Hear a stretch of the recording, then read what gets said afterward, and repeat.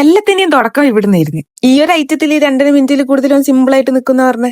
ഇതൊക്കെ എന്ത്? ഇതൊന്നും നടക്കൂല, പറ്റുന്ന പണിക്ക് പോയിക്കോന്ന് ഞങ്ങൾ ആവുന്നതും പറഞ്ഞതാ. പിന്നെ കുറെ സ്ഥലത്തൊക്കെ ചൊല്ലി അവിടെ നിന്നെങ്കിലും 30 സെക്കൻഡ് ആയപ്പോ 30 താഴെ വീണ്. ഇത് പോയി അടുത്തേൽ പിടിക്കാന്ന് പറഞ്ഞിട്ട് നമ്മൾ അടുത്ത സ്ഥലത്തേക്ക് പോയി. ഇതിനൊക്കെ പോയി പൈസ ചെലവാക്കണോ? ആ പൈസയും കൊണ്ട് നമുക്കൊരു ശവായി മേടിച്ച് തിന്നാന്നായിരുന്നു കൂട്ടത്തിലെ സാറ് പറഞ്ഞേ.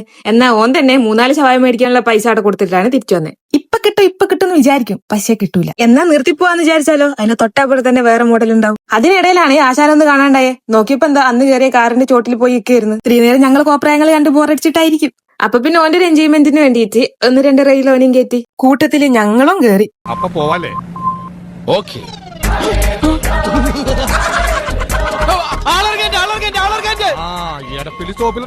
ബാക്കി വല്ലതും ഉണ്ടാവുകയാണെങ്കിൽ ആലുവയിലെ 2 ഓലക്കീറോ വെള്ള തുണി എടുത്തോളൂ എന്നെ മൂടാൻ. ആദ്യം തന്നെ അതിൽ കയറിയുണ്ട്, ബാക്കിയൊന്നും വലിയ എഫക്ട് ഉണ്ടായില്ല. ഇനി ഇവിടെ നിന്നാ പൈസ നല്ല പോകാന്നുള്ളതുകൊണ്ട് നമ്മള് നേരെ ഫുഡ് കഴിക്കാൻ വിട്ട്. ഹബീബിയില് ഷവായി മന്തിയും. അതാണ് നാട്ടിൽ നിന്ന് ആര് വന്നു കഴിഞ്ഞാലും നമ്മൾ റെക്കമെൻഡ് ചെയ്യല്. നമ്മളവിടെ ഫുഡിൽ കോൺസെൻട്രേറ്റ് ചെയ്യുമ്പോൾ ഓരോടെ ക്രിക്കറ്റ് ഇരുന്ന് പുറത്തു പോയി കഴിഞ്ഞ് കഴിഞ്ഞാൽ മൂപ്പരെ നമ്മൾ വലുതായിട്ട് സൽക്കരിക്കൊന്നും വേണ്ട. ഓനക്ക് വേണ്ടത് ഓനങ്ങ് കഴിച്ചോളൂ. അതുകൊണ്ട് എന്താ ഞമ്മക്ക് ഇങ്ങനെ അടിപൊളിയായിട്ട് ഫുഡ് കഴിക്കാം. ഫുഡ് കഴിച്ചു കഴിഞ്ഞിട്ട് ഇത് അബ്ബന്റെ ഓന്റെയും കോപ്രായങ്ങളാണ്. അവിടുന്ന് 900 രൂപയും കൊടുത്ത് എറിഞ്ഞിട്ട് കിട്ടിയതാണ് ഞമ്മക്ക് ഈ 150 രൂപേന്റേത്. ഇതെന്താ നിങ്ങൾക്ക് എത്ര ആലോചിച്ചിട്ടും കിട്ടുന്നില്ല. ഞാൻ എന്തായിരിക്കും ഒരിടത്ത് കാര്യമായിട്ട് സംസാരിക്കുന്നത്. അപ്പം നാളെ കാണാം. പിന്നെ ഇഷ്ടമായ ഫോളോയിലേക്ക് മറക്കല്ലേട്ടോ.